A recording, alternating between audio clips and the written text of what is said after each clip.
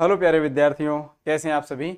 आप सबके अपने ही एजुकेशन प्लेटफॉर्म पे मैं पंकज कटारिया इकोनॉमिक्स विषय की क्लास में आपका अभिनंदन करता हूं। दोस्तों देखिए दोस्तों, हमने इकोनॉमिक्स विषय के काफ़ी बिंदु पढ़े हैं और आपके सिलेबस में ऐसा आज एक बिंदु हम पढ़ने वाले हैं जो एग्जाम के पॉइंट ऑफ व्यू से एक महत्वपूर्ण बिंदु है। मैं कहूँ जहां इकोनॉमिक्स सिलेबस कहीं आपको परीक्षा में देखने को मिलता है, वहां अगर ये बिंदु है आपके सिलेबस में तो वहां इस बिंदु से बहुत अधिक प्रश्न आपको प्रश्न पत्र में देखने को मिलेंगे।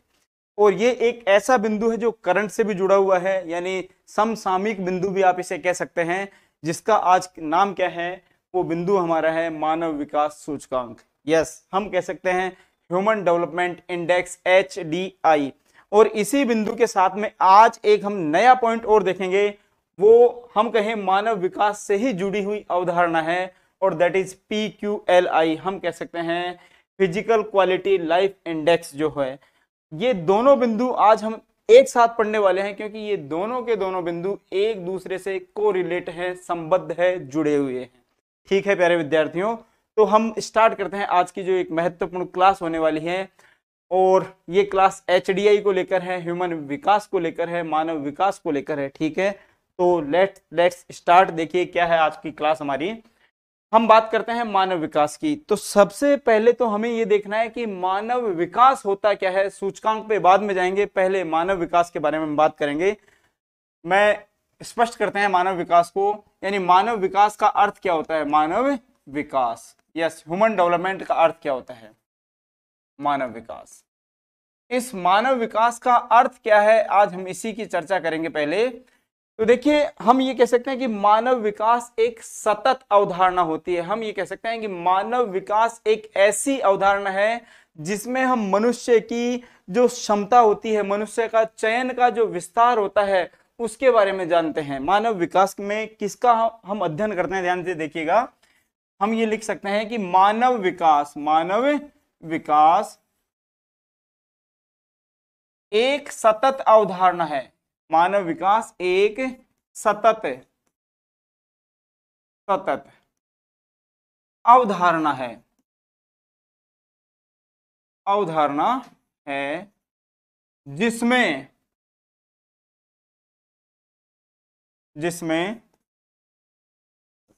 मनुष्य, यस, मनुष्य या मानव लिख सकते हो आप इसे, के चयन का विस्तार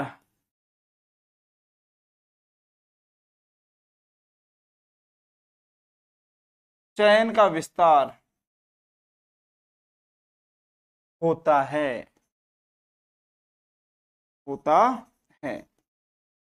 कहने का अभिप्राय यह है कि मानव विकास हम ये कह सकते हैं कि समावेशी विकास से जुड़ी हुई अवधारणा है। एक समावेशी अवधारणा कह सकते हो, एक सतत अवधारणा कह सकते हो, जिसमें व्यक्तियों के चयन का विस्तार, अर्थात मनुष्य की क्षमता विस्तार से अर्थ लगाया जाता है कि मनुष्य का अगर चयन का विस्तार होता है। थोड़ा प्रयास कीजिएगा समझने का। ये हम ये कह सकते हैं कि समावेशी अवधारणा है, सतत अवधारणा कह सकते हो। साथ में मैं ये लिख सकता हूं समावेशी विकास अवधारणा है। विकास अवधारणा, देखो समावेशी विकास क्या होता है, पहले इसको जानिएगा। ये समावेशी का मतलब होता है कि मनुष्य का सर्वांगीण चारों तरफ से विकास, यानी शिक्षा के रूप में भी मनुष्य का विकास हो, स्वास्थ्य भी मनुष्य को अच्छा मिले, और भी मनुष्य की जो मूलभूत आवश्यकताएं हैं उनकी पूर्ति होती रहे। हम ये कह सकते हैं कि मनुष्य की जो क्षमताएं हैं, मनुष्य का जो विकल्प है वस्तु चुनने का, अगर उसका विस्तार होता है तो हम अंदाजा लगा सकते हैं कि मानव का विकास हो रहा है। सिंपल से अर्थ में हम ये कह सकते हैं कि मनुष्य की क्षमताओं का अगर विस्तार होता है, मनुष्य के चयन का अगर विस्तार होता है, उसके विस्तार में अगर वृद्धि होती है, वस्तुएं चुनने की क्षमताओं में अगर वृद्धि होती है, तो ऐसी अवधारणा किस नाम से जानी जाएगी। मानव विकास के नाम से जानी जाएगी। यस, ह्यूमन डेवलपमेंट के नाम से जानी जाएगी। तो प्यारे विद्यार्थियों, ये मानव विकास की अवधारणा जो है, हम ये कह सकते हैं एक सतत अवधारणा है, एक समावेशी विकास अवधारणा है। ओके, अब हम देखते हैं कि मानव विकास सूचकांक क्या है। जैसा कि यहां दिया हुआ है HDI, human development index. What is the human development index, इसी की चर्चा हम करते हैं। तो HDI की अगर हम फुल फॉर्म लेते हैं HDI, तो that is human development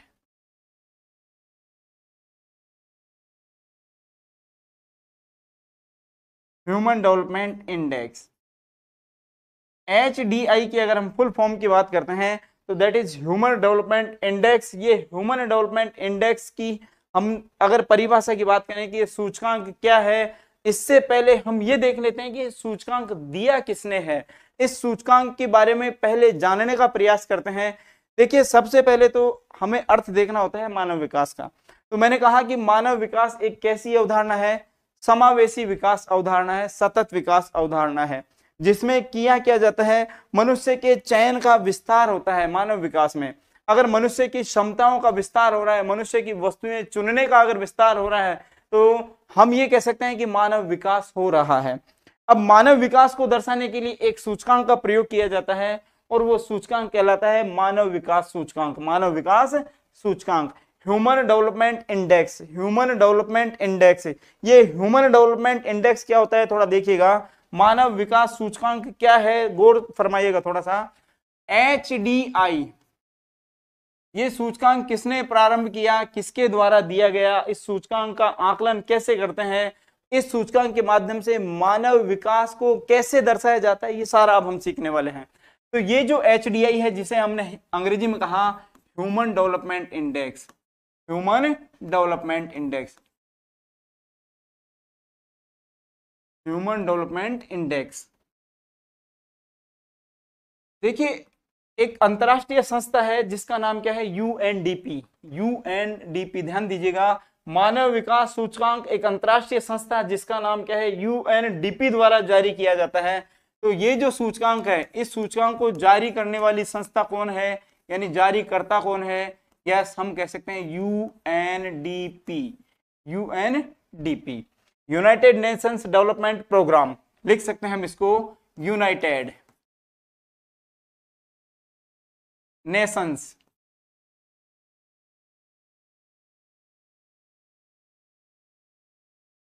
development programme.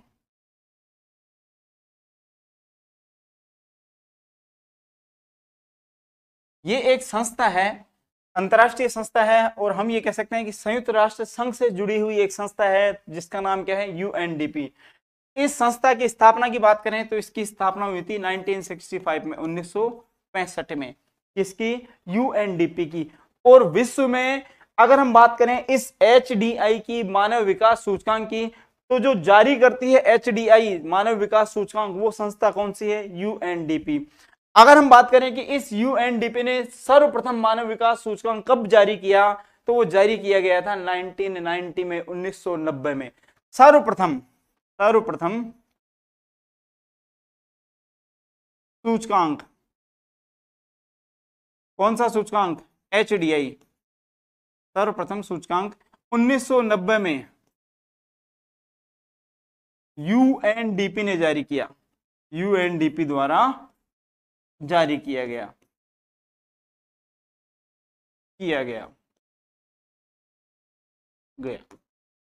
यानी पहले सूचकांक की अगर हम बात करें जो UNDP ने जारी किया था मानव विकास सूचकांक, वो कब जारी किया गया, हम कह सकते हैं 1990 में, 1990 में, जैसा कि आपको दिख रहा है 1990 में। यानी मानव विकास सूचकांक सर्वप्रथम जारी कब किया गया, 1990 में। एक विशेष और बात सुनिएगा, यानी इस सूचकांक को सबसे पहले जारी करने वाले कौन थे, इसकी चर्चा करते हैं। देखिए, इस UNDP से जुड़े हुए 3 महत्वपूर्ण इकोनॉमिस्ट, यानी इंपोर्टेंट इकोनॉमिस्ट, महत्वपूर्ण अर्थशास्त्री थे, जिनकी हम चर्चा करते हैं। पहले अर्थशास्त्री हम यहां लिख सकते हैं UNDP से जुड़े 3 अर्थशास्त्रियों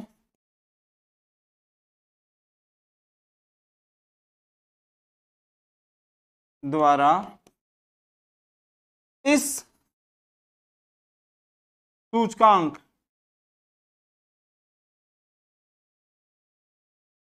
को विकसित किया गया।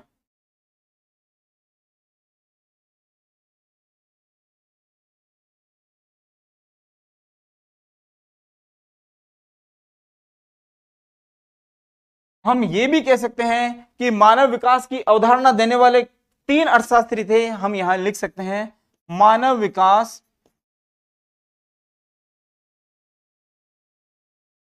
की अवधारणा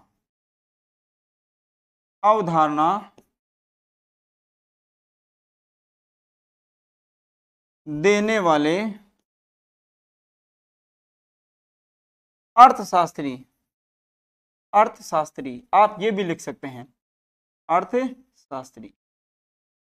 हम ये लिख सकते हैं कि मानव विकास की अवधारणा देने वाले 3 महत्वपूर्ण अर्थशास्त्री थे, और ये तीनों अर्थशास्त्री किससे जुड़े हुए थे? ये तीनों अर्थशास्त्री जुड़े हुए थे यूएनडीपी से। और यूएनडीपी के बारे में हमने जाना कि यूएनडीपी संयुक्त राष्ट्र संघ की एक संस्था है जिसकी स्थापना 1965 में की गई थी, 1965 में की गई थी।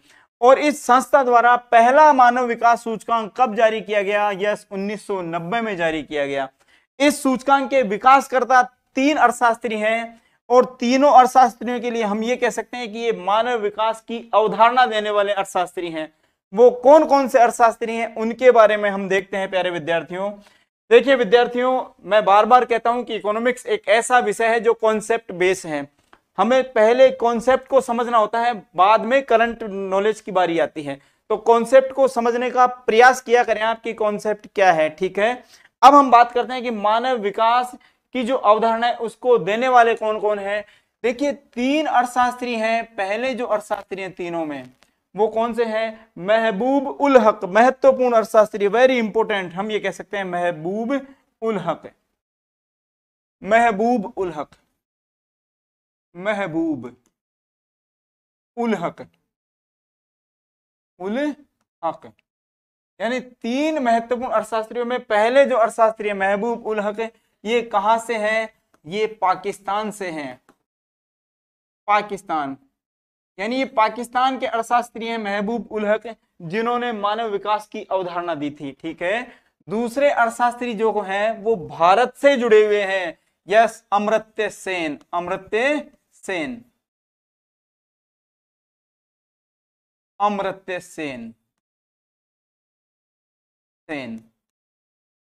हम ये भी कह सकते हैं एके सेन। और ये अर्थशास्त्री कहां से है? हमने पहले ही कह दिया है कि ये भारत के महत्वपूर्ण अर्थशास्त्री हैं, भारत। और ये एक ऐसे अर्थशास्त्री हैं जिन्होंने भारतीय, हम कह सकते हैं अर्थशास्त्र में या वैश्विक अर्थशास्त्र में बहुत महत्वपूर्ण योगदान निभाया है अमर्त्य सेन ने। इन्हें गरीबी के संबंध में या कल्याण अर्थशास्त्र के संबंध में इन्हें अर्थशास्त्र का नोबेल पुरस्कार भी प्राप्त हुआ है अमर्त्य सेन को। तो भारत के महान अर्थशास्त्री हैं। ये दोनों मुख्य अर्थशास्त्री हैं जिन्होंने मानव विकास की अवधारणा दी, ठीक है। इनके साथ में एक अर्थशास्त्री और हैं जिन्होंने मानव विकास की अवधारणा में योगदान किया है, और वो तीसरे अर्थशास्त्री हैं सिंगर हेन्स। बहुत महत्वपूर्ण अर्थशास्त्री हैं तीनों। इन्होंने मानव विकास की अवधारणा दी है, और आज उस मानव विकास की अवधारणा को हम देखते हैं कि वैश्विक स्तर पे मान्यता प्राप्त होती है, ठीक है। और एक ऐसी संस्था यूएनडीपी है जो मानव विकास की अवधारणा को हम कहें लेकर हर वर्ष मानव विकास सूचकांक जारी करती है, ओके। तो ये 3 मुख्य अर्थशास्त्री हैं। इसके बाद में हमने देखा कि मानव विकास की अवधारणा सबसे पहले, या ये कहें कि मानव विकास सूचकांक सबसे पहले कब जारी किया गया? 1990 में जारी किया गया, ओके। तो 3 मुख्य अर्थशास्त्री हैं प्यारे विद्यार्थियों जो मानव विकास से जुड़े हुए हैं। महबूब उल हक महत्वपूर्ण अर्थशास्त्री है पाकिस्तान के। उसके बाद की अगर बात करें तो अमर्त्य सेन जो है, डॉक्टर अमर्त्य सेन, एके सेन, ये भारत के अर्थशास्त्री हैं। और इसी के साथ में एक अर्थशास्त्री और है सिंगर हेन्स, जो भी किससे जुड़े हुए हैं? मानव विकास से जुड़े हुए हैं, ओके।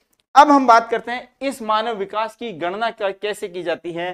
तो हमारा नेक्स्ट टॉपिक है मानव विकास की गणना। मानव विकास की माप की बात करें या मानव विकास की गणना की बात करें, तो इस मानव विकास की गणना के लिए हम कह सकते हैं कि मुख्य रूप से 3 संकेतों का प्रयोग किया जाता है। मानव विकास की गणना के लिए 3 संकेतों का प्रयोग किया जाता है, 3 सूचकों का प्रयोग किया जाता है, ठीक है। अब हम उन तीनों सूचकों को देखेंगे एक एक करते हुए कि मानव विकास की गणना के लिए ये तीन सूचक कौन कौन से होते हैं, तो वन बाय वन हम एक एक को देखने वाले हैं, ठीक है।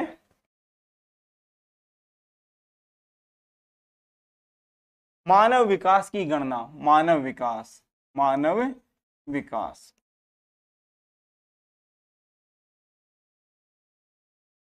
की गणना,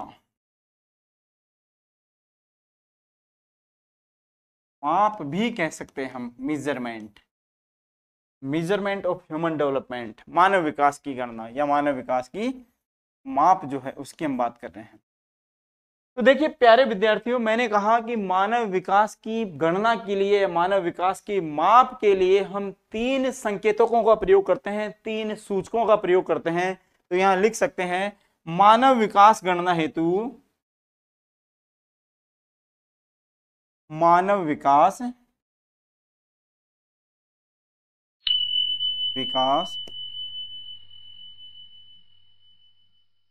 की गणना, मेजरमेंट की बात कर रहे हैं, हेतु तीन सूचकों या संकेत भी आप लिख सकते हैं, संकेतकों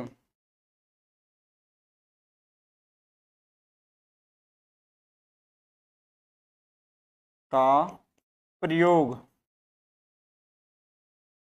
किया जाता है,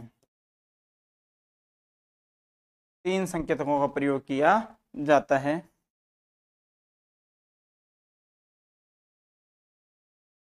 तो देखिए हम बात करते हैं मानव विकास की गणना हेतु तीन संकेतकों का प्रयोग करते हैं। अब वो कौन कौन से तीन संकेत हैं जिनका प्रयोग करते हैं। सबसे पहला संकेत जो है वो विद्यार्थियों स्वास्थ्य होता है। स्वास्थ्य हम ये कह सकते हैं, आप स्वास्थ्य ना लिख के हम ये कह सकते हैं जीवन प्रत्याशा, जीवन प्रत्याशा। और जीवन प्रत्याशा क्या होती है इसके बारे में हम थोड़ी चर्चा कर लेते हैं। देखिए एक व्यक्ति की औसत रूप से जीवित रहने की जो आयु होती है उसे हम जीवन प्रत्याशा के नाम से जानते हैं। एक एक करके मैं लिख रहा हूं, ये क्या होती है जीवन प्रत्याशा, ध्यान दीजिएगा। तीन सूचकांक होते हैं। पहला जो सूचकांक है नंबर 1, यानी तीन संकेत होते हैं, सॉरी सूचकांक नहीं, तीन संकेत हैं। इन तीन संकेतकों में पहला जो संकेत है वो कौन सा है, जीवन प्रत्याशा, जीवन प्रत्याशा स्तर, जीवन प्रत्याशा। ये जीवन प्रत्याशा क्या है पहला समझ लीजिएगा। देखो जीवित रहने की औसत जो उम्र होती है, जीवित रहने की औसत जो आयु होती है उसे जीवन प्रत्याशा के नाम से जानते हैं। हम ये कह सकते हैं कि दीर्घ एवं स्वस्थ जीवन स्तर, इसे आप दूसरे रूप में ये भी लिख सकते हैं कि दीर्घ एवं स्वस्थ जीवन स्तर। लिख देता हूं मैं यहाँ पे दीर्घ, दीर्घ का मतलब लंबे समय तक, एवं स्वस्थ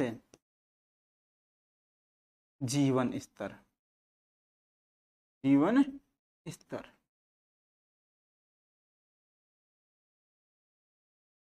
इसे हम अगर शॉर्ट में लिखें तो हम लिख सकते हैं LEI, LEI। LEI से क्या मतलब है, हम ये कह सकते हैं life expectancy index, life expectancy index. हम ये कह सकते हैं लाइफ एक्सपेक्टेंसी इंडेक्स, ये कह सकते हैं कि जीवित रहने की जो औसत आयु है, हम कितने समय तक जीवित रहेंगे, एक आशा व्यक्ति की रहती है, एक प्रत्याशा रहती है। और इसके आधार पर हम ये कह सकते हैं कि भारत की जो जीवन प्रत्याशा है वो वर्तमान में बढ़ रही है। कैसे बढ़ रही है इसकी भी हम चर्चा करेंगे कि जीवित रहने की औसत जो आयु है वो निरंतर बढ़ती जा रही है। देखो स्वास्थ्य सेवाओं का विस्तार हो रहा है, हम ये कह सकते हैं व्यक्तियों का जीवन स्तर भी सुधर रहा है, तो इसकी वजह से जीवित रहने की जो औसत आयु है वो लगातार बढ़ती जा रही है। तो तीन सूचकों में पहला सूचक कौन सा है, जीवन प्रत्याशा, यस LEI। दूसरे सूचक की बात करें तो that is education, that is education. हम ये कह सकते हैं कि EI, एजुकेशनल इंडेक्स, EI ज्ञान भी कह सकते हो दूसरा सूचक। दूसरा है शिक्षा, जिसे आप ज्ञान भी कह सकते हैं, ज्ञान, नॉलेज। और एजुकेशनल इंडेक्स कह सकते हो EI, शॉर्ट में कहें तो EI, एजुकेशनल इंडेक्स। ओके, और तीसरा जो सूचक है वो भी लिख सकते हैं हम तीसरा। और ये तीसरा सूचक कौन सा है? तीसरा सूचक है प्यारे विद्यार्थियों, देखिए हमने कहा 3 सूचक है। पहला सूचक कौन सा है? जीवन प्रत्याशा। दूसरा सूचक कौन सा है? शिक्षा। और तीसरा सूचक है जीवन स्तर। जीवन स्तर ये भी कह सकते हैं इनकम, ये भी कह सकते हैं इनकम, यानी आई इनकम इंडेक्स। जीवन स्तर तीसरा सूचक, महत्वपूर्ण सूचक है जीवन स्तर। जीवन स्तर कोष्टक में हम इनकम लिख सकते हैं आय, और यहां शॉर्ट रूप में कहें तो आई इनकम इंडेक्स। इनकम इंडेक्स ये 3 सूचक होते हैं जिनके माध्यम से हम मानव विकास की गणना करते हैं, मानव विकास का अध्ययन करते हैं। अगर क्वेश्चन आता है आपके एग्जाम में कि इनमें से मानव विकास की गणना के लिए कौन सा सूचक प्रयोग नहीं किया जाता है, तो प्यारे विद्यार्थियों 3 सूचक तो प्रयोग होंगे ही होंगे, ठीक है। तीनों में से अदर कोई ऑप्शन आ रहा है तो वो नहीं होगा, सिंपल सी बात है। तो 3 सूचक हैं मानव विकास की गणना के लिए। अब मानव विकास की गणना इन सूचकों के माध्यम से कैसे की जाती है, सुनिए समझिए।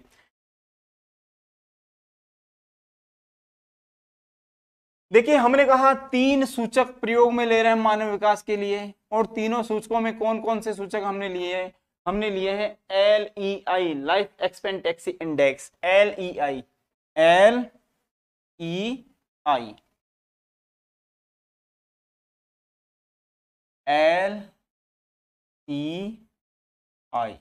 ओके। फिर हमने कौन सा लिया? शिक्षा सूचक, जिसे हमने EI कहा, एजुकेशनल इंडेक्स EI। फिर हमने कौन सा सूचक प्रयोग में लिया? लास्ट में इनकम इंडेक्स II। ये 3 सूचक हम प्रयोग में ले रहे हैं। देखिए जब इन तीनों सूचकों का हम गुणोत्तर माध्य ले लेते हैं, तो ये इसके माध्यम से हम पता कर सकते हैं किसका? मानव विकास सूचकांक का। यानी मानव विकास सूचकांक का एक सूत्र आपके सामने तैयार हो जाता है, LEI into EI into II। ये सारा क्या है? LEI लाइफ एक्सपेक्टेंसी इंडेक्स जो है, EI क्या है? एजुकेशनल इंडेक्स है, और II क्या है? इनकम इंडेक्स है। जब हम इन तीनों का क्या ले लेते हैं? गुणोत्तर माध्य, तो एक सूत्र बन जाता है जिसे हम किसका सूत्र कहते हैं? HDI का सूत्र कह सकते हैं। तो हम लिख सकते हैं HDI बराबर ये सूत्र। ये किसका सूत्र है? HDI मालूम करने का सूत्र है। ये HDI मालूम करने का एक सूत्र है जिसको हमने आपके सामने लिख दिया है प्यारे विद्यार्थियों। और ये सूत्र हमने किसके अनुसार बनाया?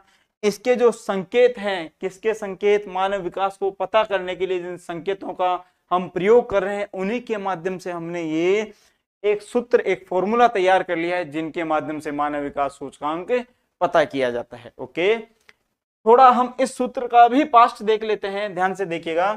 देखो सन 2010 की अगर हम बात करें, सन 2010 तो 2010 से पूर्व HDI मानव विकास सूचकांक, यस ह्यूमन डेवलपमेंट इंडेक्स, कब की बात कर रहे हैं? सन 2010 से पूर्व। जो HDI है वो समांतर माध्य के आधार पर, समांतर, यस अर्थमेटिकल मीन, समांतर माध्य के आधार पर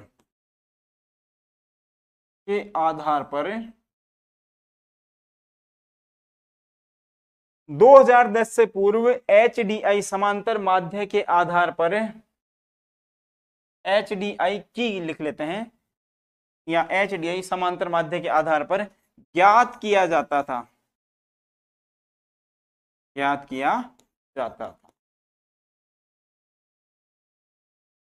वर्तमान में ये भी क्या आप कह सकते हैं कि 2010 के बाद, वर्तमान में मैं यहां लिख देता हूं 2010 के बाद।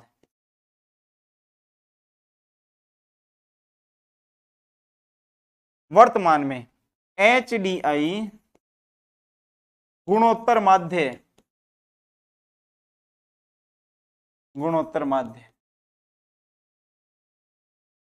के आधार पर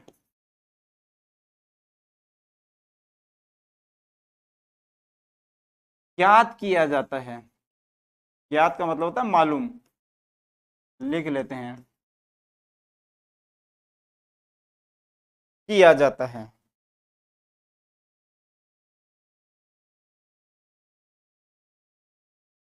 यानी देखिए हम बात कर रहे हैं कि ये जो HDI है, जिसे हम मानव विकास सूचकांक कह रहे हैं, ये मानव विकास सूचकांक कब मालूम, किसके माध्यम से मालूम किया जाता है? अगर 2010 के पहले की बात करें तो 2010 से पूर्व विद्यार्थियों को मालूम किया जाता था किसके अनुसार? समांतर माध्य के अनुसार। और अब मालूम किया जाता है किसके अनुसार? गुणोत्तर माध्य के आधार पे। तो क्वेश्चन बन सकता है यहाँ पे कि वर्तमान में HDI की गणना किस आधार पे की जाती है? तो 3 सूचक हमने प्रयोग किए हैं और इन सूचकों के माध्यम से हमने देखा कि सूचकों का क्या निकाला जाता है? गुणोत्तर माध्य निकाला जाता है। और गुणोत्तर माध्य निकाल के हम पता कर लेते हैं मानव विकास सूचकांक का। ओके, और ये जो मानव विकास सूचकांक है ये पता किया जाता है वर्तमान में किसके अनुसार? गुणोत्तर माध्य के अनुसार। और इसके लिए सूत्र आपने देख लिया है, LEI, life expectancy index. Okay, हम ये भी कह सकते हैं जीवन प्रत्याशा सूचकांक। EI का आप कह सकते हो एजुकेशनल इंडेक्स है, जैसा कि हमने पहले लिख भी दिया था कि जो ज्ञान है, जो शिक्षा है, उसको भी एक सूचक के रूप में प्रयोग किया जाता है मानव विकास पता करने के लिए।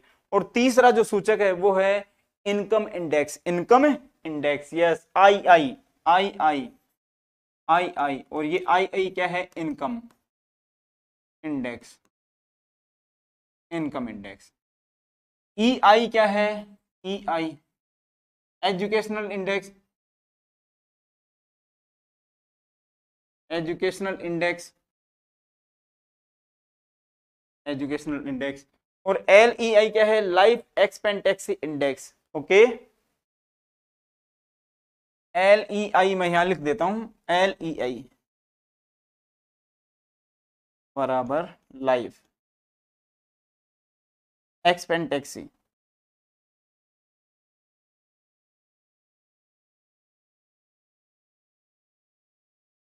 Expectancy index. ये 3 सूचक हम प्रयोग में लेते हैं।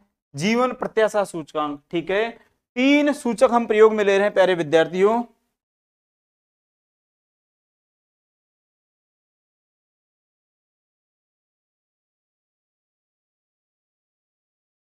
Expectancy, life expectancy index. Okay, ये 3 सूचक हम प्रयोग में लेते हैं किसको पता करने के लिए? मानव विकास को पता करने के लिए। और इन तीनों सूचकों का हम निकालते हैं गुणोत्तर माध्य। गुणोत्तर माध्य, इस गुणोत्तर माध्य के अनुसार हम पता करते हैं मानव विकास सूचकांक। ठीक है, तो देखिए इन सूचकों के अनुसार किसी देश की अर्थव्यवस्था, हम ये कह सकते हैं उस इन तीनों सूचकों के अनुसार अगर किसी देश की अर्थव्यवस्था का जैसा प्रदर्शन होता है उसके अनुसार यहां उसे मानव विकास के मान प्रदान किए जाते हैं, मानव विकास के संबंध में मूल्य प्रदान किए जाते हैं। तो ध्यान दीजिएगा, मानव विकास के मान की बात कर रहे हैं, मानव विकास के मूल्य की बात कर रहे हैं। हमने मानव विकास के 3 सूचक देखे, अब मानव विकास के मूल्य की बात हम कर रहे हैं। यस, मानव विकास,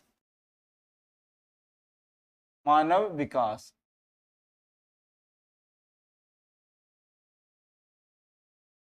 के मान, मान, हम ये भी कह सकते हैं मूल्य।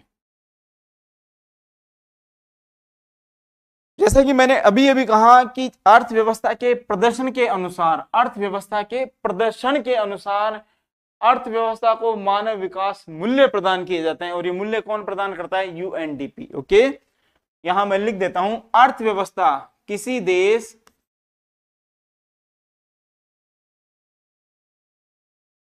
की अर्थव्यवस्था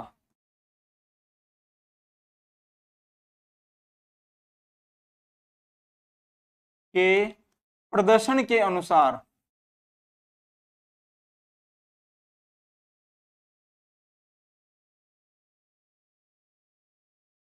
प्रदर्शन के अनुसार मानव विकास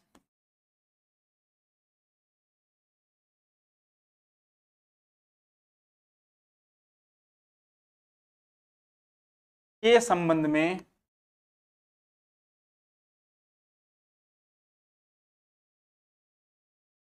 मूल्य मान अंक प्रदान किए जाते हैं।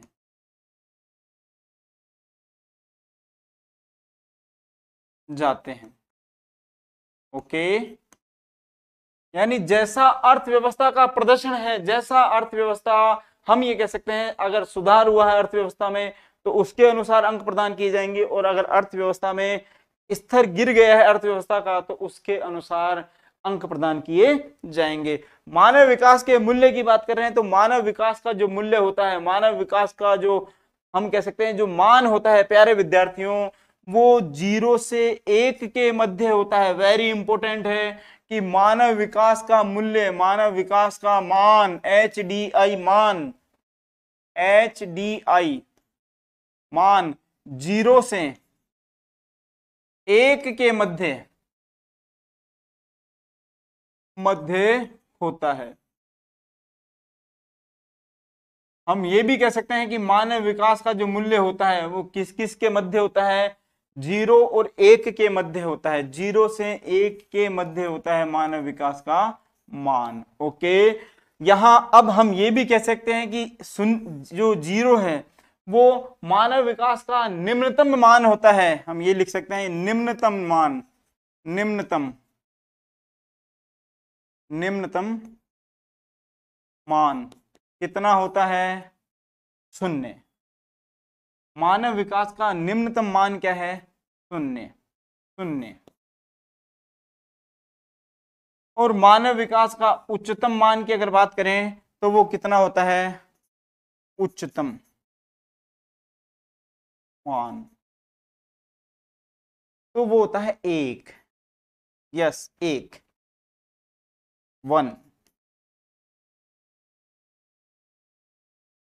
मानव विकास का न्यूनतम मान क्या होता है, 0, और मानव विकास का उच्चतम मान क्या होता है, 1। ठीक है, हम ये कह सकते हैं कि जो देश या जिस देश का या जिस देश का HDI मान, जिस देश का HDI मान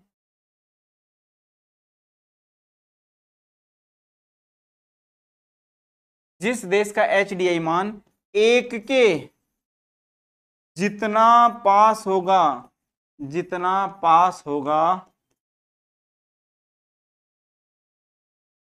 वह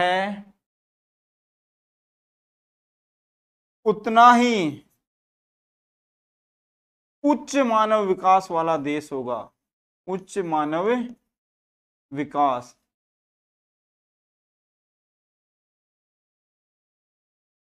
वाला देश होगा।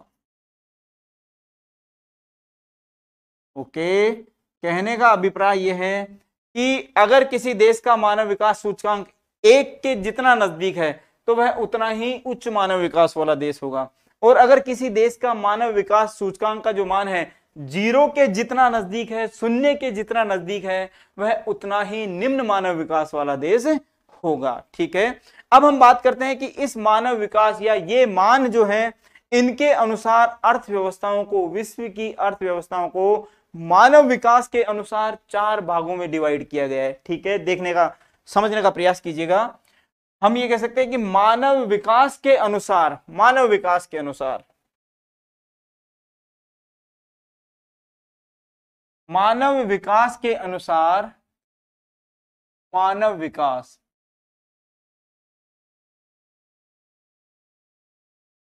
के अनुसार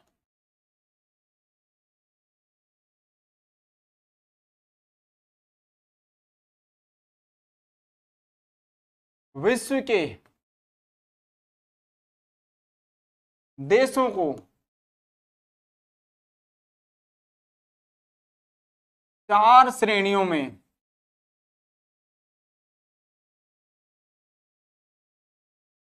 4 श्रेणियों में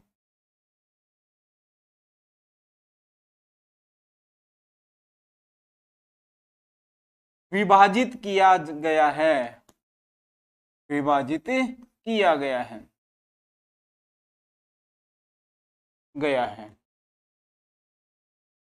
देखिए हमने ये कहा कि मानव विकास के आधार पे विश्व के देशों को कितनी श्रेणियों में डिवाइड किया गया, 4 श्रेणियों में डिवाइड किया गया।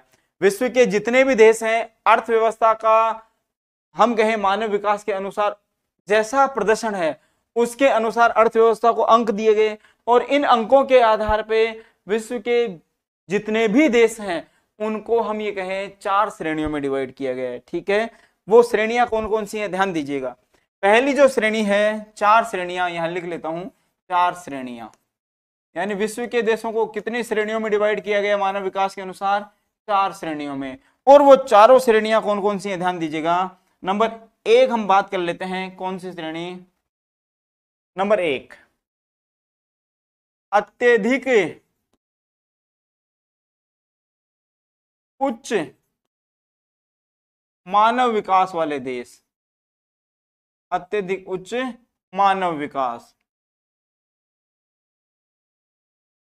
अत्यधिक उच्च मानव विकास वाले देश,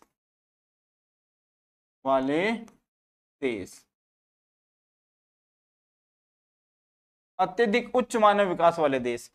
दूसरा श्रेणी जो बात करें उसकी वो है उच्च मानव विकास वाले देश, उच्च मानव विकास वाले देश।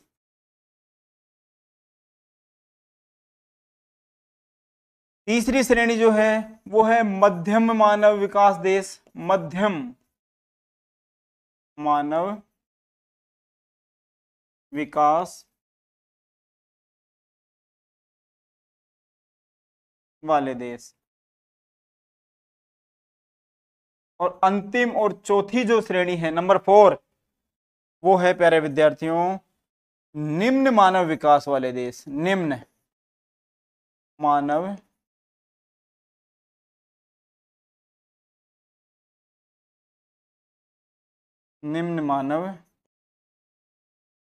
विकास वाले देश।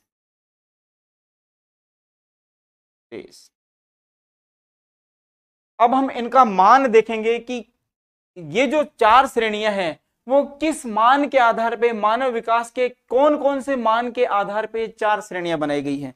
मैंने अभी भी कहा कि विश्व के जितने भी देश हैं संपूर्ण देशों को मानव विकास के आधार पे 4 श्रेणियों में डिवाइड किया गया है। देखिए ये हम कहें मजाक की बातें नहीं है, ये कॉन्सेप्ट है और कॉन्सेप्ट प्यारे विद्यार्थियों समझ में आता है जब इसको दिमाग से समझते हैं। तो जब भी इकोनॉमिक्स पढ़ें आप तो कोशिश किया करें कि इस कॉन्सेप्ट को आप ढंग से समझ जाएं।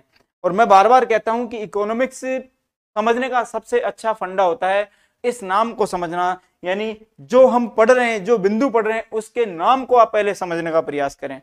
जैसा कि मानव विकास में आप कह सकते हो कि अगर आपकी क्षमताएं बढ़ रही है, यस आपका चयन बढ़ रहा है, आप वस्तुओं के लिए आपके सामने अगर विकल्प बढ़ रहे हैं, या फिर हम कहें आपको जीवन जीने के अगर विकल्प बढ़ रहे हैं, तो ऐसी अवस्था मानव विकास कहलाएगी। और मानव विकास के आधार पे हम ये कहें कि विश्व के देशों को कितनी श्रेणियों में डिवाइड किया गया है, 4 श्रेणियों में डिवाइड किया गया है। जितने हम कहें मान उन देशों को प्राप्त होते हैं उस मान के अनुसार इन्हें अलग अलग श्रेणियों में रखा जाता है। ठीक है, अब हम बात करते हैं कि कितने मान वाले देशों को किस श्रेणी में रखा जाएगा। ध्यान दीजिएगा, अगर किसी देश के मानव विकास का मान जो है, ध्यान दीजिएगा, अगर किसी देश के मानव विकास सूचकांक का मान जो है वो 0.550 से कम है, 0.550 0.550 से कम है तो वो निम्न मानव विकास वाला देश कहलाएगा। ओके, अगर किसी देश का मानव विकास सूचकांक 0.550 से 0.699 तक है, 699 तक है, अगर किसी देश के मानव विकास सूचकांक का जो मान है, हम ये कहें अलग अलग मानों के अनुसार देश को अलग अलग जो इसके विभाजन है उसमें रखा जाता है। अगर किसी देश के मानव विकास सूचकांक का मान 0.550 से कम है तो उसे किसमें रखा जाएगा, निम्न मानव विकास वाले देशों की श्रेणी में। ओके, अगर किसी देश के मानव विकास सूचकांक का मान 0.550 से 0.699 तक है, तो उसे किसमें रखा जाएगा? उसे रखा जाएगा मध्यम मानव विकास वाले देशों की श्रेणी में। ओके, और अगर बात करें किसी देश के मानव विकास सूचकांक का मान, ध्यान दीजिएगा 0.700 से 0.799 तक है, 0.799 तक है, तो उस देश को रखा जाएगा किसमें? उच्च मानव विकास वाले देशों की श्रेणी में। और अगर इसके ऊपर अगर किसी देश का मान है तो 0.800 से ऊपर अगर किसी देश का मान है मानव विकास सूचकांक का, तो उसे रखा जाएगा किन देशों की श्रेणी में? अत्यधिक उच्च मानव विकास वाले देशों की श्रेणी में। मैं यहां लिख देता हूं से कम, और यहां होगा से अधिक, से अधिक। समझने का प्रयास कीजिएगा। अगर किसी देश का मानव विकास सूचकांक 0.800 से अधिक है, 0.800 या उससे अधिक है, तो वो देश कहलाएगा अत्यधिक उच्च मानव विकास वाला देश। ओके, अगर किसी देश के मानव विकास सूचकांक का मान 0.700 से 0.799 तक है, तो वो कहलाएगा उच्च मानव विकास वाला देश। और अगर बात करें किसी देश के मानव विकास सूचकांक का जो मान, अगर हम बात करें कि 0.500 से 0.699 तक है, तो वो कहलाएगा मध्यम मानव विकास वाला देश। और अगर किसी देश के मानव विकास HDI जो सूचकांक है, यस HDI जो इंडेक्स है, उसका मान जो है 0.500 से कम है, तो ऐसा देश कहलाएगा निम्न मानव विकास वाला देश। ओके प्यारे विद्यार्थियों, हम बात करते हैं इसी सूचकांक में आगे। तो देखिए, अगर हम भारत की बात करें, भारत की, तो भारत जो है वो किस में आता है?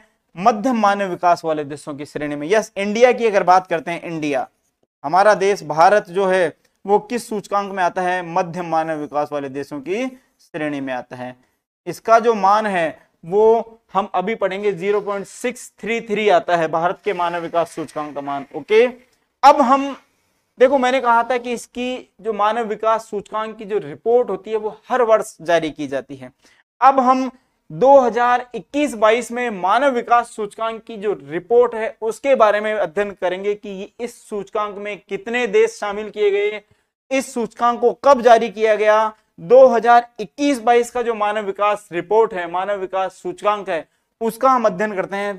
थोड़ा फोकस होकर देखिएगा प्यारे विद्यार्थियों। देखो, जैसा कि आपको रिपोर्ट का शीर्षक दिख पा रहा है, मानव विकास सूचकांक या रिपोर्ट बात करें 2021-22। देखो, हमने इस सूचकांक में ये जाना कि ये जो सूचकांक है, ये सूचकांक जारी कौन करता है? यस, इस सूचकांक को जारी किया जाता है UNDP द्वारा। मानव, हम कह सकते हैं मानव विकास सूचकांक जो है संयुक्त राष्ट्र विकास कार्यक्रम आप कह सकते हो, यूनाइटेड नेशंस डेवलपमेंट प्रोग्राम जिसकी हमने बात की, UNDP। और अभी अभी मैंने बताया था कि इस UNDP की स्थापना कब की गई थी? 1965 में की गई थी, 1965 में की गई थी। ये जो UNO है, संयुक्त राष्ट्र संघ है, उसका एक अभिकरण है UNDP। ओके, और UNDP जो है कौन सा सूचकांक जारी करता है प्यारे विद्यार्थियों? वो सूचकांक है मानव विकास सूचकांक, यस, ह्यूमन डेवलपमेंट इंडेक्स। 2021-22 की रिपोर्ट में क्या रहा देखिएगा, इस सूचकांक का, इस रिपोर्ट का जो शीर्षक रहा वो क्या रहा? मानव विकास सूचकांक। ओके, रिपोर्ट किस वर्ष को लेकर है? कौन सा संस्करण है? 2021-22 का संस्करण ये है। इसको जारी करता संस्था कौन सी है? UNDP है। जारी करने की जो तिथि है वो 8 सितंबर 2022 है, 8 सितंबर 2022। आप स्क्रीनशॉट ले सकते हैं इसका। 8 सितंबर 2022 को यह सूचकांक जारी किया गया था। किस वर्ष के लिए? 2021-22 के लिए। देखो, हर वर्ष ये सूचकांक जारी होता है प्यारे विद्यार्थियों। और मैं कहूं कि अक्टूबर मंथ की जो मैगजीन आती है, उस मैगजीन में आपको हर वर्ष ये आंकड़े मिल जाएंगे। इस बार 2023 का जो सूचकांक है, हम ये कहें 2022-23 का जो सूचकांक है, वो भी सितंबर 2023 में जारी हो जाएगा। तो आप जब आपकी एग्जाम लगे तो इन नए आंकड़ों पे आपको नजर बना के रखनी है, ठीक है। नेक्स्ट इसकी हम बात करें, देखिएगा इस रिपोर्ट का जो हम कहें विषय है वो क्या रहा, अनिश्चित समय अव्यवस्थित जिंदगियां, अनिश्चित समय अव्यवस्थित जिंदगियां, एक बदलती दुनिया में हमारे भविष्य को आकार देना। मैंने कहा कि देखिए 2020-21 से बात करें, 2021-22 ये ऐसे वर्ष रहे हैं जो जिनमें हम एक ये कह सकते हैं कि मानवीय त्रासदी व्यक्तियों को झेलनी पड़ी थी। और वो मानवीय त्रासदी कौन सी थी? कोरोना। एक भयंकर महामारी का समय था कोरोना। इस वर्ष में लोगों की जिंदगियां अव्यवस्थित थी। अव्यवस्थित का मतलब कि कोई पता नहीं था कि मनुष्य कब तक जीवित रहेगा या कौन सा मनुष्य इस भयानक महामारी की चपेट में आएगा। तो यहाँ ये जो सूचकांक जारी किया गया इसका विषय भी ऐसा ही रहा है। देखिए, और विषय क्या रहा? अनिश्चित समय अव्यवस्थित जिंदगियां, एक बदलती दुनिया में हमारे भविष्य को आकार देना, कि कैसे भविष्य को आकार दिया जाए अनिश्चित समय में, अनिश्चित समय में। तो इस सूचकांक का हम ये कहें विषय क्या रहा, बार बार इसको लेकर ऐसा क्वेश्चन बन सकता है कि जो 2021-22 की HDI जो सूचकांक जारी किया गया, इस सूचकांक का विषय क्या रहा। तो आपके सामने विषय। अब बात करेंगे कि इस सूचकांक में कितने देश शामिल हुए। तो देखिए, इस सूचकांक में 191 देश यानी 191 देशों के लिए सूचकांक जारी किया गया था। कौन सा सूचकांक? 2021-22 वाला सूचकांक। कितने देशों के लिए? 191 देशों के लिए सूचकांक जारी किया गया था। अब हम ये भी कह सकते हैं कि इस सूचकांक में कितने या इस रिपोर्ट में कितने देश शामिल हुए। तो कितने देश शामिल हुए हैं? 191। कौन सी संस्था ने जारी किया? UNDP ने जारी किया है ये सूचकांक। हम आगे की बात करते हैं इसी रिपोर्ट की। तो देखिए, इस रिपोर्ट में किस देश को प्रथम स्थान दिया गया, कौन सा देश द्वितीय स्थान पे रहा, और इसी तरीके से हम 5 क्रम देखेंगे। ऊपर के जो टॉप के 5 क्रम है, टॉप के जो 5 देश हैं उनके बारे में हम देखेंगे। ठीक है, तो पहले नंबर पे 2021-22 की ये जो रिपोर्ट रही है, 2021-22 की मानव विकास report HDI human development index है, उसमें विभिन्न देशों की क्या स्थिति रही, ध्यान दीजिएगा। पहले नंबर पे रहता है स्विट्जरलैंड। स्विट्जरलैंड जो कि दुनिया का सबसे खूबसूरत देश माना जाता है, स्विट्जरलैंड। और ये किस नंबर पे रहा? नंबर 1 पे रहा, नंबर 1 पे। अगर हम बात करें दूसरे नंबर पे कौन सा देश रहा, तो प्यारे विद्यार्थियों दूसरे नंबर पे रहता है नॉर्वे। नॉर्वे। उसके आगे हम बढ़ते हैं नंबर 3 यानी मानव विकास सूचकांक में नंबर 3 पे कौन सा देश रहा? आइसलैंड। नंबर 4 की बात करें तो नंबर 4 पे रहा है हांगकांग, और नंबर 5 पे रहा है ऑस्ट्रेलिया। ठीक है, इन्हें आप अत्यधिक उच्च मानव विकास वाले देश कह सकते हैं। अत्यधिक उच्च, अत्यधिक उच्च, उच्च मानव विकास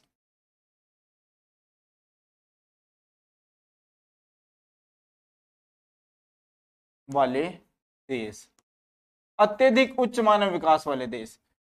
देखिए, हमने कहा कि इस सूचकांक में टॉप नंबर पे हम ये कहें कि शीर्ष जो 5 देश हैं जो टॉप पे रहे हैं वो कौन कौन से हैं।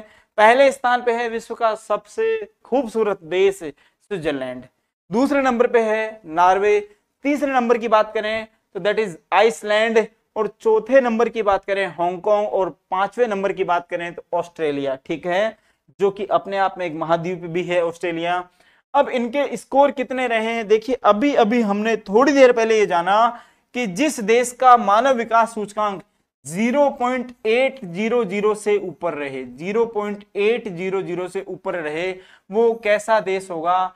अत्यधिक उच्च मानव विकास वाला देश होगा।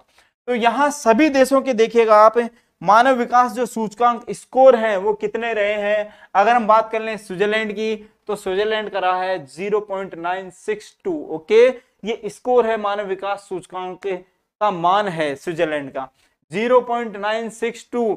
और मैंने कहा था कि जिस देश का मान मानव विकास सूचकांक का 0.800 से ऊपर होगा वह कैसा होगा? अत्यधिक उच्च मानव विकास वाला देश होगा। और जो देश जिस देश का मानव विकास सूचकांक का मान 1 के जितना नजदीक होगा, यस 1 के जितना नजदीक होगा, वह उतना ही उच्च मानव विकास वाला देश होगा। तो देखिए 0.962 यानी 1 के नजदीक है, इकाई के बिल्कुल नजदीक है। अगर बात करें नॉर्वे की, तो नॉर्वे का मानव विकास सूचकांक का मान रहा है 0.961। ओके, ये स्कोर रहा है। अगर बात करें हम आइसलैंड की, तो आइसलैंड का जो स्कोर रहा है वो है 0.959। अगर बात करें हम हांगकांग की, तो हांगकांग का स्कोर रहा है 0.952। और उसी तरीके से ऑस्ट्रेलिया की बात करें तो ऑस्ट्रेलिया का स्कोर रहा है 0.951। ये सारा स्कोर किस रिपोर्ट के अनुसार, हम ये कहें किस सूचकांक के अनुसार है, 2021-22। अगर बात करें एचडीआर, देखिए रिपोर्ट की बात करें तो ये रिपोर्ट 2021 के वर्ष पर डिपेंड है। किस पर डिपेंड है? 2021 के वर्ष पर। इस सूचकांक का नाम क्या है? 2021-22। सूचकांक का नाम क्या है? 2021-22। किस वर्ष की रिपोर्ट पर आधारित है? 2021 की रिपोर्ट पर आधारित है। जैसा कि देखिए हमने कहा था कितने देश शामिल हैं इस रिपोर्ट में, टोटल देश शामिल है 191, 191 देश, 191 देश। यानी इस सूचकांक में कितने देशों को शामिल किया गया? 191 देशों के। अगर भारत की बात करें तो भारत इस सूचकांक में मध्यम मानव विकास वाला देश रहा है। कौन सा? मध्यम मानव विकास। हमने कहा था कि जिस देश का मान जो होगा 0.550 से लेकर हम ये कहें 0.699 तक, 0.699 तक रहता है, वो देश कैसा रहेगा? वो देश रहेगा, हम ये कह सकते हैं मध्यम मानव विकास वाला देश, 0.699। और भारत का जो मान है देखिए कितना है, 0.633। इस रिपोर्ट में भारत का जो मान रहा है वो 0.633 रहा है। तो भारत अपने आप में मध्यम मानव विकास वाला देश कहलाता है। ठीक है, अगर हम देखें कि इन 191 देशों में भारत का कौन सा क्रम रहा है, भारत कौन से नंबर पे रहा है, तो प्यारे विद्यार्थियों भारत का क्रम रहा है 132वां। और बार बार ऐसे प्रश्न पूछे जाते हैं कि HDI इंडेक्स में भारत का कौन सा स्थान रहा। तो देखिए मैं कहूं कि जब तक हो सकता है आपकी एग्जाम हो तब तक नया मानव विकास रिपोर्ट आ चुकी होगी, नई मानव विकास सूचकांक आ चुकी होगी। तो जब भी आप पढ़ें तो मैं कहता हूं कि आपको अक्टूबर मंथ की जो करंट नॉलेज की मैगजीन आती है उसमें आपको ये मानव विकास रिपोर्ट के आंकड़े मिल जाए करेंगे। ठीक है, तो हर वर्ष आप करंट नॉलेज पे भी नजर बना के रखिएगा प्यारे विद्यार्थियों, ताकि करंट से जुड़े हुए आपका एक भी प्रश्न गलत ना हो। ठीक है, हमने देखा कि 132वां स्थान रहा है किसका? भारत का। किस वर्ष के मानव विकास सूचकांक में? 2021-22 के मानव विकास सूचकांक में। ओके, अगर हम ये देखें कि विभिन्न संकेतकों में भारत की स्थिति क्या रही है, देखो अभी अभी मैंने कहा था आपको कि अगर हम भारत की जीवन प्रत्याशा की बात करते हैं, और जीवन प्रत्याशा क्या होती है? जीवित रहने की औसत आयु। जीवन प्रत्याशा क्या है? जीवित रहने की औसत आयु, जीवित रहने की औसत आयु क्या कहलाएगी? जीवन प्रत्याशा कहलाती है, जीवन प्रत्याशा कहलाती है। यस, जीवन प्रत्याशा। जीवित रहने की जो औसत आयु होती है वो जीवन प्रत्याशा कहलाती है। और देखिए जैसे जैसे स्वास्थ्य सेवाओं का विस्तार होगा, हम ये भी कह सकते हैं कि देश का, हम ये कहें आधारभूत जो सुविधाएं हैं उनका विस्तार हो रहा है, धीरे धीरे परिवर्तन हो रहा है इन आधारभूत सुविधाओं में। और इन्हीं आधारभूत सुविधाओं में अगर बात करें बेसिक स्ट्रक्चर की, तो इसमें स्वास्थ्य सुविधाएं भी आती हैं। जैसे जैसे स्वास्थ्य सुविधाएं बढ़ेंगी वैसे वैसे हम ये कह सकते हैं कि देश में क्या होगा? जीवन प्रत्याशा बढ़ेगी। और भारत में देखिएगा आप, जीवन प्रत्याशा इस रिपोर्ट के अनुसार भारत में जीवन जो प्रत्याशा है वो बढ़ी है, और बढ़कर कितनी हो गई है? 67.2 वर्ष। यानी अब हम ये कह सकते हैं कि एक व्यक्ति औसत रूप से भारत में कितने वर्ष तक जीवित रहता है? 67.2 ईयर तक जीवित रहता है। 67.2 ईयर तक एक व्यक्ति एवरेज रूप से जीवित रहता है। ठीक है, ये जीवन प्रत्याशा है। अगर बात करें स्कूलिंग के अपेक्षित वर्ष की, अपेक्षित वर्ष का मतलब होता है कि एक व्यक्ति अपेक्षित रूप से स्कूल में कितने वर्ष गुजारता है, तो वो कितने हैं 11.9 ईयर। ओके, और अगर बात करें स्कूलिंग के औसत वर्ष कि एक व्यक्ति औसत रूप से कितने वर्ष तक स्कूल में रहता है, तो वो है 6.7 ईयर, 6.7 ईयर। तो प्यारे विद्यार्थियों, हमने आज जाना है किसको, HDI को। अब हम देखते हैं कि इस HDI में भारत की स्थिति तो हमने देख ली कि भारत का क्रम कौन सा रहा, 132वां, 132 ये भारत का क्रम है। HDI जो इंडेक्स है 2021-22 का, उसमें भारत का क्रम कौन सा रहा है, 132। कितने टोटल देश हैं, 191, 191 टोटल देश हैं, उसमें भारत का क्रम कौन सा रहा, 132वां। अगर बात करें हम कि भारत के जो पड़ोसी देश हैं, यस, उन पड़ोसी देशों की इस सूचकांक में क्या स्थिति रही है, 2021-22 का जो HDI सूचकांक है उसमें पड़ोसी देशों की क्या स्थिति रही है उसको देखिएगा। तो जैसा कि हमारे बिल्कुल पड़ोस में एक देश है श्रीलंका, इस श्रीलंका का इस सूचकांक की रिपोर्ट में कौन सा स्थान रहा, 73वां स्थान रहा। देखिए श्रीलंका हम ये कह सकते हैं कि मानव विकास के हिसाब से भारत से काफी आगे है, और भारत का 132वां स्थान है और श्रीलंका का कौन सा स्थान है, 73। ओके, चीन की अपने आप बात करें तो चीन एक विकसित देशों की स्थिति में आता है या विकसित देश माना जाता है, और इस सूचकांक का या हम कहें इस सूचकांक में चीन का स्थान कौन सा रहा, 79। ओके, अगर बात करें बांग्लादेश की, जो कि भारत के हम कहें पूर्वी भाग में स्थित है बांग्लादेश, और इस सूचकांक में बांग्लादेश की अगर बात करें तो वो स्थान है 129वां। इसी सूचकांक में हम नेपाल की बात करते हैं तो नेपाल का प्यारे विद्यार्थियों स्थान कौन सा है, 143, 143वां। ओके, अगर हम देखिए हम बात कर रहे हैं हमारे पड़ोसी देशों की कि भारत के जो पड़ोसी देश हैं उनकी क्या स्थिति रही है, तो जो म्यांमार है जिसे पहले ब्रह्मा के नाम से जाना जाता था, इस सूचकांक में उस देश का स्थान रहा है 149, 149वां। और पाकिस्तान की अगर हम बात करते हैं इसी सूचकांक में तो पाकिस्तान का स्थान कौन सा है, 161, 161वां। अफगानिस्तान जो कि भारत का ही पड़ोसी देश है उसका कौन सा स्थान रहा है, 180वां। ये स्थान हमने देखे हैं मानव विकास सूचकांक 2021-22 के अनुसार। हम इसमें और भी कुछ देखते हैं और वो क्या है, देखिए हम बात करते हैं कि शीर्ष 5 देश तो रहे ही, अब हम बात करते हैं कि ब्रिक्स देशों की, ब्रिक्स जो देश हैं, और ब्रिक्स अपने आप में एक समूह है प्यारे विद्यार्थियों, ये जो एक समूह है ब्रिक्स है। इन ब्रिक्स देशों की बात करें कि ब्रिक्स देशों की क्या स्थिति बनी हुई इस सूचकांक में, उससे पहले एक लाइन और है कि जो सार्क देश हैं, यस आप दक्षेश देश भी कह सकते हो, दक्षेश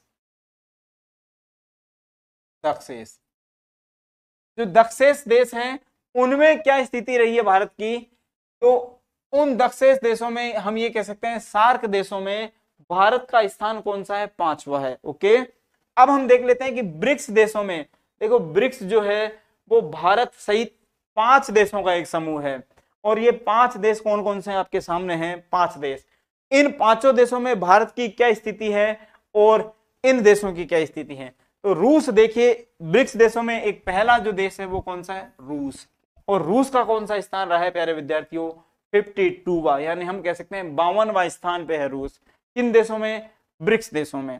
ये मानव विकास सूचकांक की रिपोर्ट कह रही है, हम नहीं कह रहे हैं, ये रिपोर्ट है मानव विकास सूचकांक जो कि 8 सितंबर को जारी की गई थी 2022 में। इस सूचकांक, इस रिपोर्ट के अनुसार ये सारे क्रम दिए गए हैं। चीन का हमने स्थान देखा 79वां। अगर ब्राजील की बात करें तो ब्राजील कौन से स्थान पे है, 87वें स्थान पे। ओके, कि ब्रिक्स देशों में जो ब्राजील है, देखो बी फॉर ब्राजील ही है, बी फॉर ब्राजील है, ठीक है।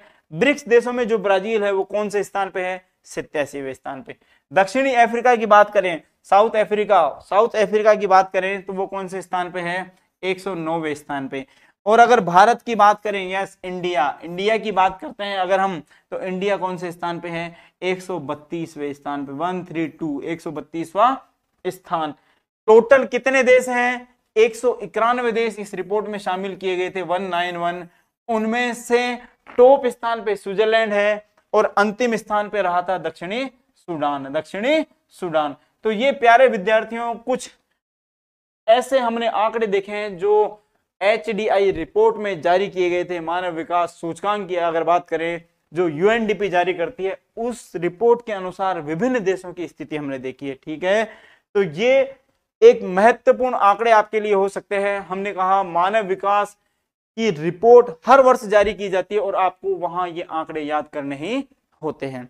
हमने कहा था कि हम इसी के साथ में एक चीज और पढ़ेंगे, और वो क्या है, वो चीज होगी हमारे, हम ये कह सकते हैं कि PQLI, यानी हम ये कह सकते हैं कि जीवन का भौतिक गुणवत्ता इंडेक्स जो है, फिजिकल क्वालिटी लाइफ इंडेक्स, ये भी एक महत्वपूर्ण अवधारणा है। किसको लेकर? इसी मानव विकास को लेकर। ठीक है, तो मानव विकास को लेकर एक जो महत्वपूर्ण अवधारणा है वो कौन सी है? PQLI। देखिए यहां दोनों अवधारणाएं साथ पढ़ी जाती हैं।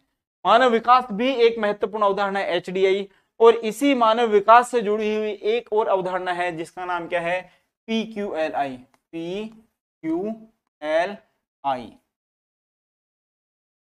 हम हिंदी में कहें तो ये लिख सकते हैं जीवन का भौतिक गुणवत्ता निर्देशांक या सूचकांक।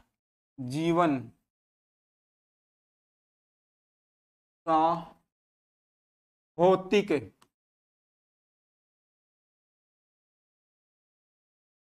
गुणवत्ता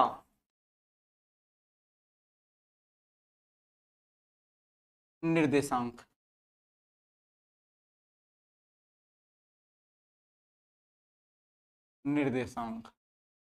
आप सूचकांक भी कह सकते हैं, एक ही बात है, निर्देशांक के सूचकांक, कोई अंतर नहीं है सूचकांक। यानी ये जो PQLI है, इसके बारे में हम पढ़ने से पहले आप थोड़ा सा इसका जो पहले आपने पढ़ा है उसका स्क्रीनशॉट देख लीजिएगा। मैं थोड़ा पानी पी लेता हूं। Okay,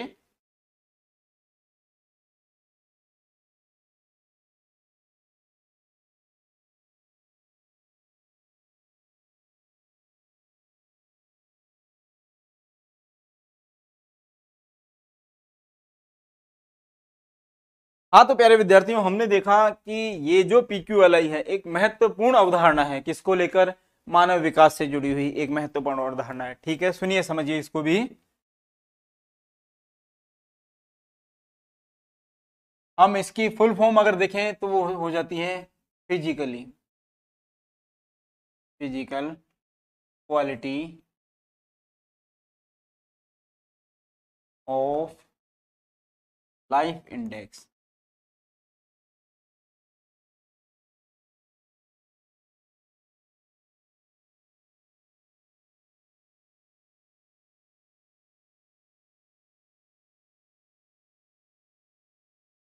physical quality of life index, यानी ये जो जीवन का भौतिक गुणवत्ता निर्देशांक है, जिसे हम अंग्रेजी में शॉर्ट रूप में PQLI कहते हैं, ये किससे जुड़ी हुई एक अवधारणा है? हम यहां लिख सकते हैं यह है मानव विकास।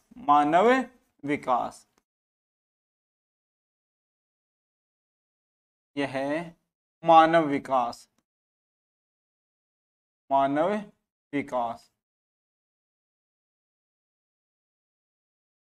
से जुड़ी हुई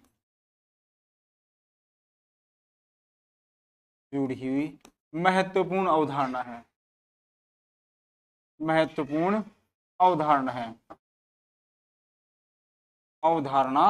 है। किससे जुड़ी हुई है? PQLI जुड़ी हुई है मानव विकास से।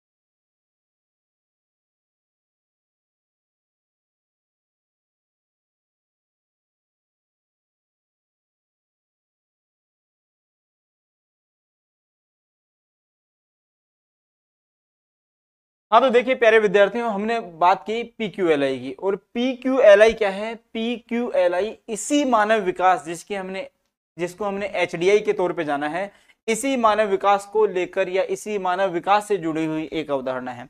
इसकी फुल फॉर्म हमने देखी, physical quality of life index. Hindi में हम इसे कह सकते हैं जीवन का भौतिक गुणवत्ता निर्देशांक। और ये किससे जुड़ी हुई अवधारणा है? इसी मानव विकास से जुड़ी हुई एक अवधारणा है। ध्यान से सुनिएगा। इस PQLI की अगर बात करें तो PQLI जो है, ये हम ये कहें कि एक व्यक्ति है जॉन टिनवर्जन। जॉन टिनवर्जन, PQLI, जॉन टिनवर्जन, टिनवर्जन की मौलिक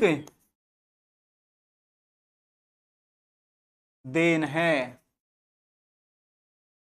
यानी PQLI देने वाले कौन थे? यस, जॉन टिनवर्जन, एक अर्थशास्त्री हैं जॉन टिनवर्जन। इन जॉन टिनवर्जन द्वारा 1976 में 1976 में एक अवधारणा दी गई और उस अवधारणा को क्या नाम दिया गया? यस, उस अवधारणा को नाम दिया गया PQLI 1976 में। 1976 में देखिए, इस अवधारणा को देने वाले तो कौन है? जॉन टिनवर्जन।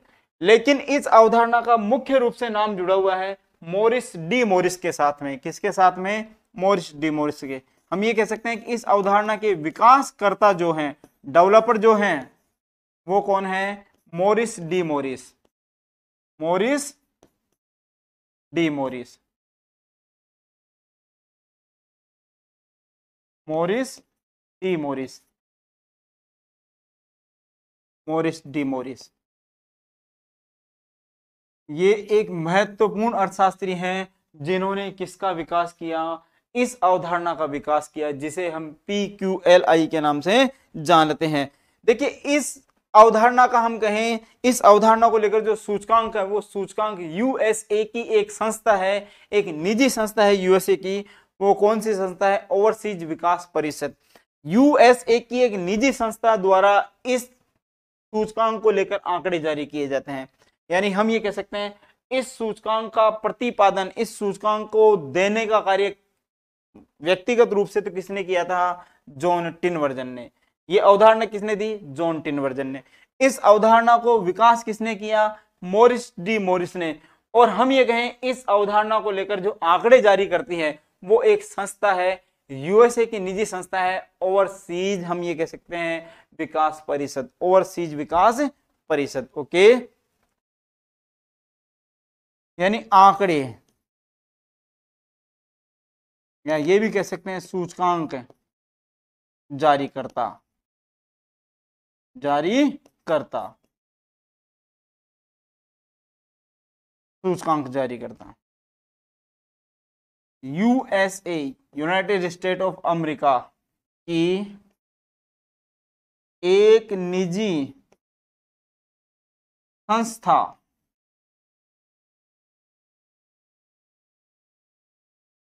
ओवरसीज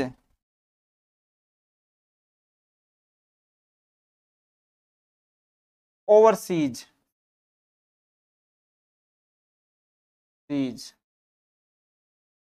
विकास परिषद, विकास परिषद। ये एक संस्था है, कहाँ की है? USA की, निजी संस्था है USA की, जिसको नाम दिया है ओवरसीज विकास परिषद। इस संस्था द्वारा PQLI को लेकर आंकड़े जारी किए जाते हैं। ठीक है, हमने देखा कि ये जो सूचकांक है, देखिए जिस तरीके से मानव विकास सूचकांक विकास को लेकर जारी किया जाता है, उसी तरीके से ये जो सूचकांक है वो भी विकास को लेकर 3 चरों पर डिपेंड करता है। 3 चरों पर ये सूचकांक डिपेंड करता है। ठीक है, कौन कौन से चर हैं? पहला जो चर है वो है जीव, हम ये कह सकते हैं कि प्रारंभ में जीवन प्रत्याशा है। हम ये भी कह सकते हैं कि जन्म के समय जीवन प्रत्याशा। उस तरीके से दूसरा जो संकेत है वो है शिशु मृत्यु दर। और तीसरा संकेत क्या है? साक्षरता। तीसरा संकेत क्या है? साक्षरता। यानी ये जो PQLI है, PQLI वो भी 3 चरों पर डिपेंड करता है। ठीक है, PQLI physical quality of life index, PQLI 3 संकेतकों हम ये भी कह सकते हैं 3 संकेतकों, हम ये भी कह सकते हैं चरों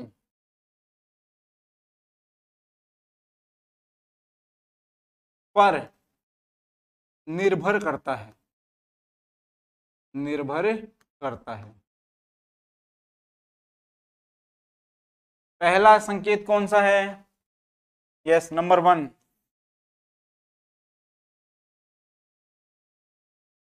या ये कह सकते हैं जन्म के समय,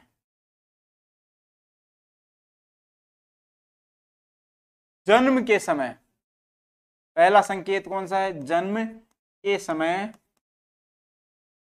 जीवन प्रत्याशा, जीवन प्रत्याशा। दूसरा संकेत कौन सा है? शिशु मृत्यु दर, शिशु मृत्यु दर, शिशु मृत्यु दर। और तीसरा संकेत कौन सा है? यह साक्षरता। PQLI संकेत भी जो है, PQLI सूचकांक भी जो है 3 संकेतकों पर डिपेंड करता है। तीनों संकेतक आपके सामने हैं।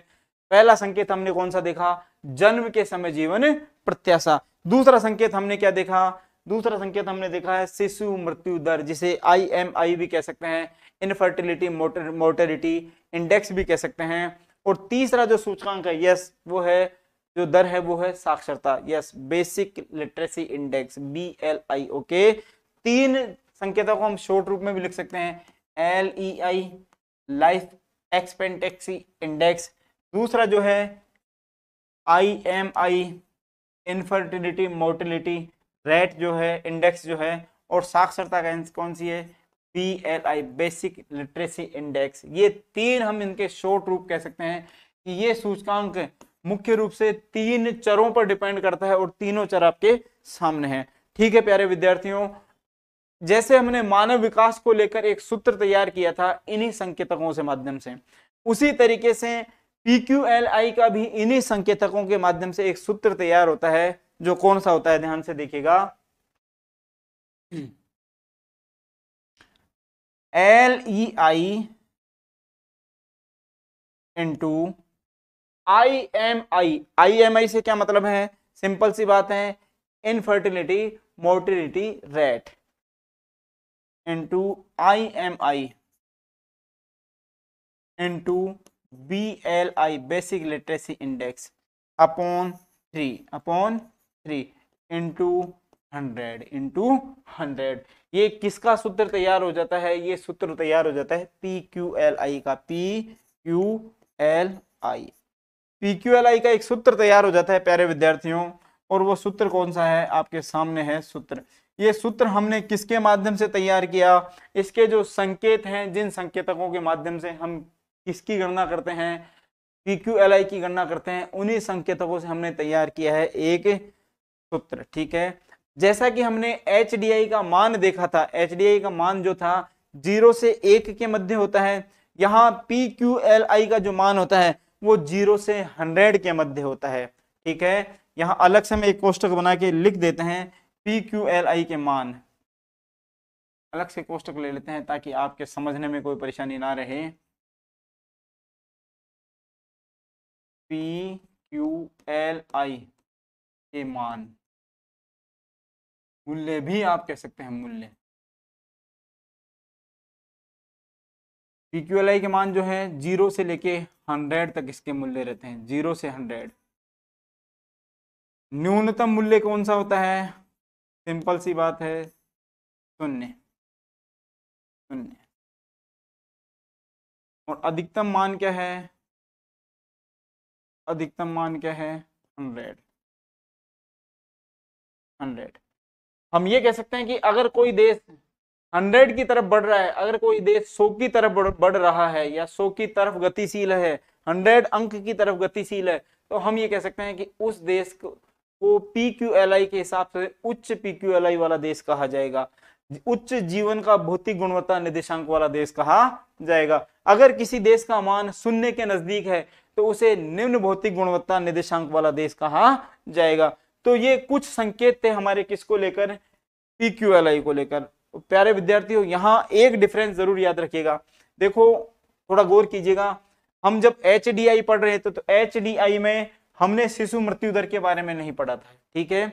HDI में शिशु मृत्यु दर की बात नहीं की थी हमने, लाइफ जो जीवन प्रत्याशा निर्देशांक होता है, जीवन प्रत्याशा की हमने जरूर बात की थी, लेकिन हमारा वहां जो शिशु मृत्यु दर है उससे कोई संबंध नहीं था। ओके, अगर हम बात करते हैं साक्षरता, तो मानव विकास सूचकांक में भी हमने साक्षरता को एक संकेत के रूप में काम में लिया था, शिक्षा या ज्ञान को कह सकते हैं या साक्षरता कह सकते हैं। यहाँ HDI का जो न्यूनतम मूल्य था वो भी 0 था, लेकिन अधिकतम मूल्य कितना था, 1 था। PQLI में थोड़ा अंतर हो गया है, PQLI में अधिकतम मूल्य कितना हो जाता है, 100 हो जाता है। तो ये कुछ अंतर है, इनको आप याद रखिएगा। और इस तरीके से आज हमारी एक महत्वपूर्ण क्लास जो कि PQLI और HDI को लेकर थी वो कंप्लीट होती है। ठीक है प्यारे विद्यार्थियों, B continue, be regular and thank you.